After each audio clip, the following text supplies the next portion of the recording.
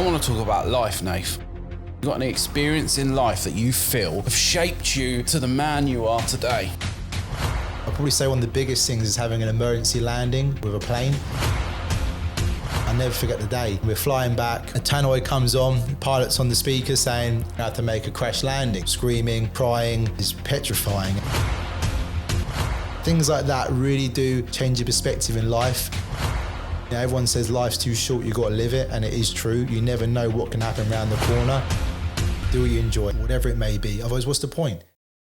Today's episode is sponsored by Closer, the app that helps you discover exclusive local deals right here in Sussex. Whether you're after a pint, a haircut, or a last-minute gift, Closer shows you where to go and what you can save, all from the comfort of your phone.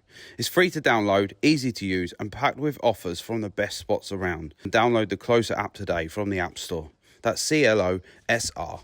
Save money, support local, with Closer. Welcome back to the UNTOLD Podcast. While Nathan was here, I wanted to do a bit of a Brucey bonus for you all because we know how you love a short episode coming out on a Thursday. This is off the cuff, so I want to talk about life, Nath. I want to talk about...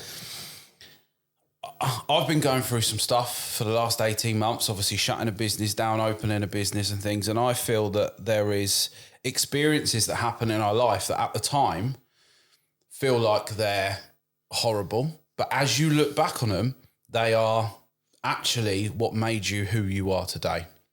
Like I've been going for the last 2 weeks, the last 4 weeks of my journey in business has been very, very difficult, extremely difficult, to the point where I've questioned, why am I doing all this? And then something switched in me. Don't know what it was. And I had a call last night with a group I'm in. And they asked me, they said, right, Ash, we've not spoke to you for a month because you've missed all the calls. What's been going on? And I said, it's been really tough, but something switched in me and I feel incredible. I feel de-stressed. I feel like I'm ready to take on the world. It's good.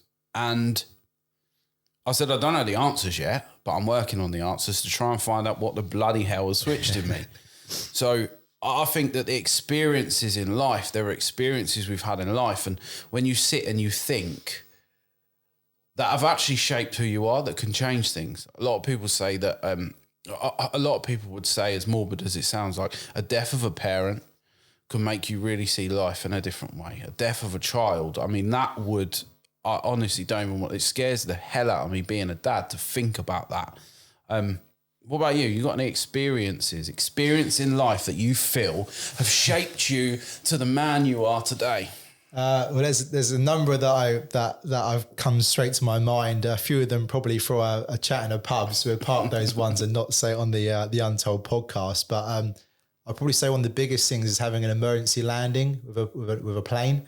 So, you know, a number of years ago now, around 7 years ago now, I went on holiday with my ex-partner and children. Children at a time were, 6 months and just over sort of 2 year mark. And we were coming back from Tenerife. I'll never forget the day. And we're flying back, long trip, as you know, 4.5 hours or so. We're near Gatwick Airport. We're flying above it. Half hour later, still flying above it. Hour later, still flying above it. You know, it doesn't take Einstein to work out something's wrong. So I've gone to my ex-partner at the time, or partner at the time. I said to her, something's not right. I've been flying far too long. We're literally above the airport. There's something seriously wrong here. Obviously, you probably shouldn't have said that to your partner at the time because she started having kittens herself and throwing the toys out of her pram saying, why would you say that? But our clock saying wasn't up. And, a tannoy comes on, the pilot's on the speaker saying, as you know, we've been circling the airport for a number of hours now. The reason being is we're trying to run out of the fuel because we're going to have to make a crash landing. And emergency landing, essentially. And they said the flaps were broken, the landing gear was broken on the plane, they listed a number of faults, of which people started having panic attacks, screaming, crying. The plane was broken up by 2 seats, 6 seats and 2 seats. I was behind my partner with my son, she had my daughter. And the family to my left, she looked to her whole of her family alongside her saying, if we die, just remember that I love you and always will do. Of which I'm thinking, bloody hell, like what is going to go on here? Like you don't know what to do in that situation. Everyone's sort of frozen. And then you know, there's so much screaming, crying, you know, it's petrifying. And I just recall everything. And the brace position being shouted non-stop by all the staff. Staff are in tears as well at the front, or the hostesses.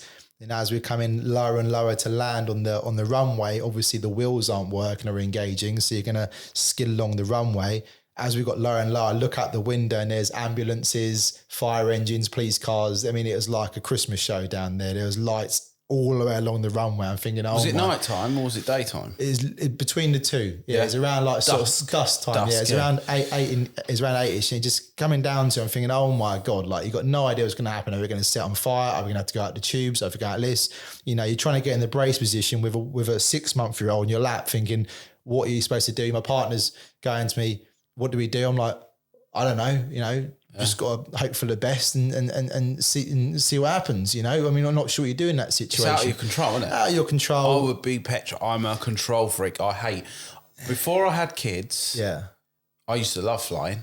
I used to think it was fun. Now I've got kids. I'm flying later today. I'm going to Spain. Oh.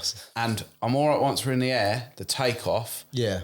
My palms will be sweaty. I'll be holding on to the kids like this. They're like, Daddy, what's wrong with you? I'm like, nothing, I'm all right. Yeah, I mean. And I don't know what it is. But obviously I've jumped in there. But so how did you feel? Well, you just feel like it's the end. Like as mad and as cynical as genuinely. You feel like it's the end. You're thinking, you know, I hate this saying, a lot of people use it, but it is what it is. You can't do anything. It's not your control.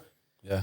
That's just see what happens. You know, you're on your brace position, scream, crying, panic attacks, people collapsing to the floor. You can't describe it. It's like something out of a movie scene. And the plane slammed against the runway, skidded the whole way along for endless. Then obviously we had landed and there was no injuries, thankfully, and casualties. We get off the plane. No one looked back. Everyone just ran away from the scene. And then I was scarred from flying for a number of years, probably 3 years, couldn't get on an aeroplane. And then the worst part is for 3 weeks minimum at nighttime, I could hear this woman in my sleep that said, like, if we die, like, remember I love you. And it stayed in my head for weeks and weeks and weeks. I couldn't shift it. I couldn't sleep. And then eventually it just eventually went away. But the day will never leave my mind, and experiences of that shape you as an individual. Yeah. I feel much more resilient. I feel like I've gone through that and I can pretty much take on anything now. Nothing really fears me, especially when it comes to a business sense, whether I'm going to do a big pitch, whether I'm going to do a meeting, whether it's public speaking. I think to myself, you know, if I've gone through that horrific ordeal, there's nothing really that can top that. I'm just going to keep going as I am. And then when it comes to flying now, obviously I've overcome the fear and it's a breeze. I get on and I just sit there thinking, can't be worse than it was last time. And then we and everything's fine again. But things like that really do change your perspective in life. And, you know, everyone says life's too short, you got to live it. And it is true. You never know what can happen around the corner. So as long as you're living every day to your best and you're trying to do things that you enjoy and you're happy doing, which is why I said do what you enjoy, I think that's a vital piece of information because you never know what's around the corner. No, you don't. You don't. And it's sometimes things like that bring things to the forefront of your mind, don't they? It brings things into perspective that our time could be any time. 100%. And literally 2 nights ago, we watched Die Hard 2.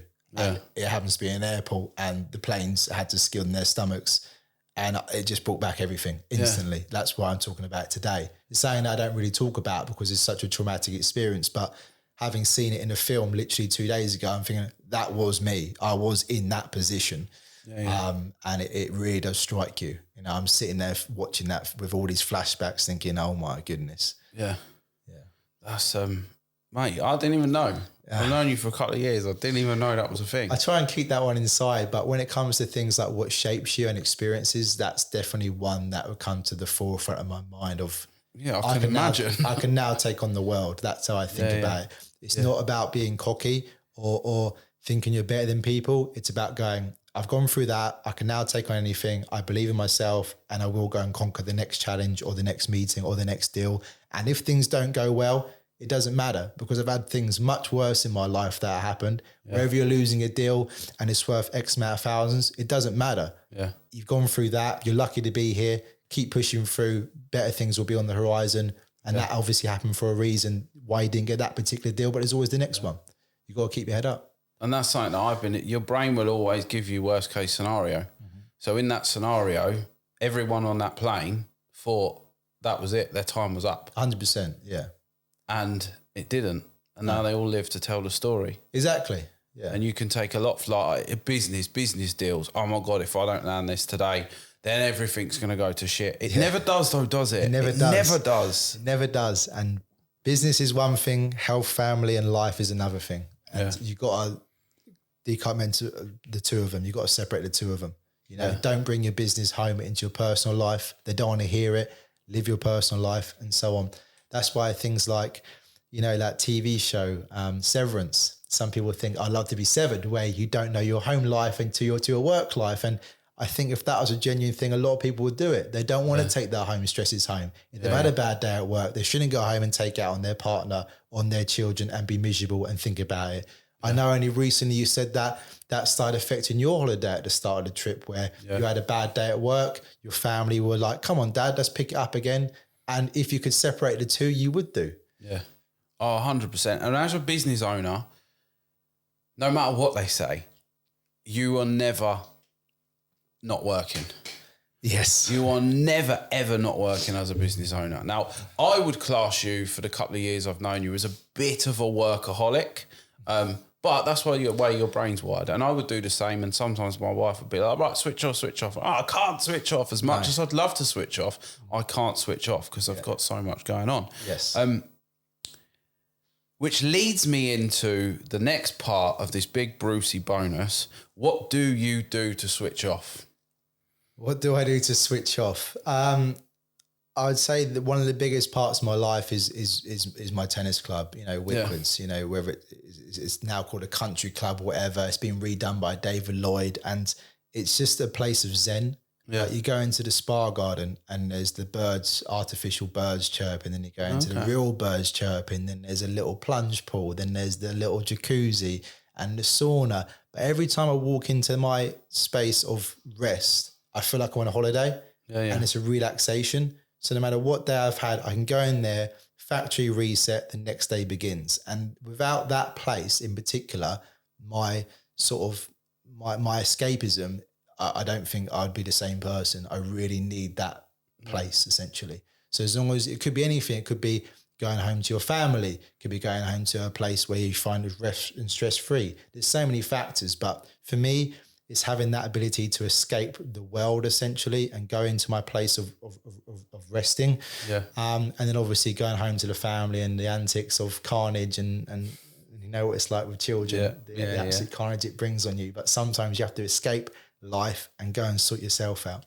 Because if you go home with that stress, then it pushes onto your family. They can read it and your children. But first thing is to clear it, escape it, and then go back with a fresh mind. Yeah. And your kids and your kids don't care about whether you landed that deal. No. Well, mine do, because they want to know if they got the next toys or Christmas presents or socks. That's it. But your kids don't. They don't, and that's something that I've learned. The kids, they don't care if you've landed that deal. What they care is that their parents are present. They care that they're in a loving, supportive home. If they can't have that next toy, they're not going to, in the moment, they might be, but what they'll remember when you went on that family holiday, when Daddy was fun and he won the belly flop competition in the pool. Because that was me, 8 years ago. Yeah. Like, I can't imagine me doing that now. They did a thing, we're going to do a belly flop competition. There's me.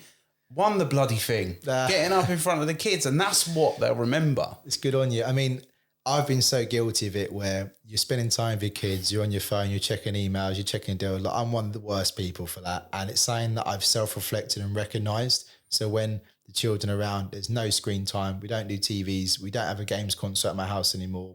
We got rid of it all. And it's now about park time, play time, one-to-one time. And that's something that they appreciate more than anything, more than any toy, is getting the about. You can go take a football down the park for an hour. The smiles and the joy on their face is much bigger than you having a game on Call of Duty or Fortnite, wherever it may be. And that's saying that I'm only realising really the past sort of 2 years is get out, go do stuff, leave the phone behind and be humans really. That's something that my wife said to me last night. I said, right, when we go to Spain, I'm going to try. She's like, no. I heard from a therapist, you never say I'm going to try. You say I'm going to do. Mm-hmm. So I've set myself strict. I'll set a 1 hour a day. I might even delete the email apps from my phone because I'm terrible for it. I'm constantly checking. They can wait. Emails. They can wait. Nothing's as urgent as your family out of the time. office is going on. And I'm going to do everything I can. I'm going to try to you will. To really, I will enjoy this time. See my parents for the first time since January when they moved out to Spain. And but my way of switching off is consoles. Is it? Yeah. My way of switching off is consoles. Yeah. In the summer, I don't touch it. The console does not go on in the summer. Yeah.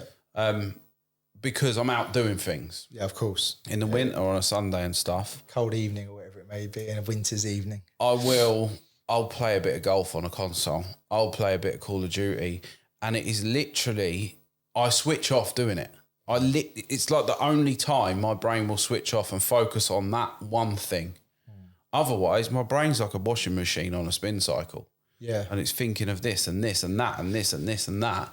And I really like what you said in the other episode about having ideas and putting them in 3 columns. What needs to be done now? What can wait?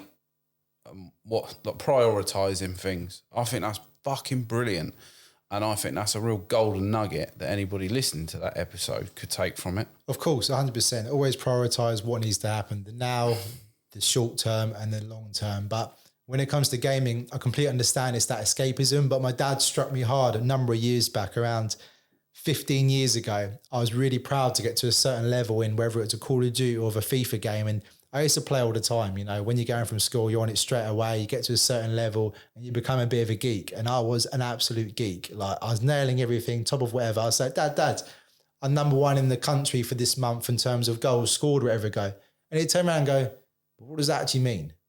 What does that mean? And what are you actually gaining in any way in life from that? Yeah. And I'll never forget when he said to that, and it just struck me so hard. I'm like, I look at the amount of time I've played a game, 32 days on Call of Duty. I'm not kidding you. 32 days. And that's on one particular game. Then you go to the next one, 50 days, whatever. I've worked out, I've probably lost a whole year of my life just gaming, sat there. And that's time you're never going to get back. And that's one of the biggest things for me that I think parents in the modern day need to understand is those hours and days you can't get back. Yeah. You can't. And you need to limit it if you can. 1 hour a day or something like that. Some days you're playing it 3, 4, 5 hours and the day just gets away. Yes, you can escape the work stress and so on. However, if you can be proactive and productive in that time period, think of the amount of skill sets you can develop, you know, whereas if you game for 6 hours in a day, you can literally learn how to build a website in those 6 hours. Yeah. And then where do you go with those skill sets and so on and so on and so on. So I haven't touched a console for a number of years for those reasons. Because when you do self-reflect, going, what does that actually mean if I am number 1 in Call of Duty? It means nothing. Like it literally means absolute nothing. And the amount of passion and stress I can get across to that since my dad said it is endless. Yeah. Because you don't think about it. You think, oh, I'm just gaming for a few hours. Then you look at your total game time, 30 days. Yeah. That's a month, mate, of just sat there. Doing nothing. And that's on one game. And that's then the next one releases another 30 days. Exactly. It's scary, isn't it, when you look at it like that? It's scary. And that's years of your life just gone. And it's times that you'll look back on and go, I can't believe I wasted that much time on a game because now that means nothing. No one goes, oh, this is Ash, number 1 Call of Duty player. It doesn't exist. No. It does now, though, doesn't it? Fortnite. It does if you're in competitions. 15-year-olds making absolute cake money. If you're in the competitions, and it's a full-time career. But if you're the average Joe like I was, you know, you're nothing. And that's the sad reality. Until you get that reality check, it's dangerous. I think all technology and screen time is dangerous. When I was growing up, I grew up when, a bit older than you, when I grew up when the internet was invented. And I'll never forget the day my dad bought the first PC home. Yeah. It was a Dell PC and it came in about 35 boxes. He had the speaker, the keyboard, the monitor was the size of this chair. And we had this box and it was like, we sat it in the middle of the living room. Yeah. And all you could do on it was, I don't remember what you could do. It was like MS-DOS or something stupid. You could play like Pac-Man and stuff. And then MSN Messenger came about. And MSN Messenger was when it started getting a bit... I used to get bullied on MSN Messenger. Did you? Yeah, I used to get bullied on MSN Messenger by a load of girls in school. I used to stand outside my window. And one day, I think as a kid, like 13, 14, you're dancing in your living room in your pants. Yeah. And then I'd get messages on MSN, we saw you dancing, we're going to tell everybody at school and stuff. And I think that's when it started with MSN Messenger. And now I worry for the youth of today. One, because they're watching highlight reels on Instagram and TikTok. That's another reason why I wanted to do this podcast was for it to be raw, for it to be real and unfiltered. Because there's not enough people telling you, business owners, that they'll post the Lamborghinis and the Ferraris and the success, but they won't post the days when they were crying their eyes out because it was all about to go to shit. And that was one of the things. So that's one of the big things for technology. And two is, like you said, it's a massive waste of time. I waste hours and hours and hours scrolling through TikTok, scrolling through Instagram for that next dopamine hit. And I'm at a point now, I'm like, why am I doing it? I'm hoping it's just a fad in my life. Yeah, I completely understand. When you're trying to run a podcast, when you're trying to run a business, it's important to understand how, this is me like defending the fact that I spend too much time on it. It's really important to understand that is the number one way to market anything these days is short form video content. 100%. Seeing what's working, seeing what's not. But I think it's important that my daughter, who's 11 tomorrow, she's, oh, Daddy, look, I've had 150 views on a video. She's not allowed to put her face on. She does her makeup and cleans her thing up, and then she'll get, or the dog or stuff like that.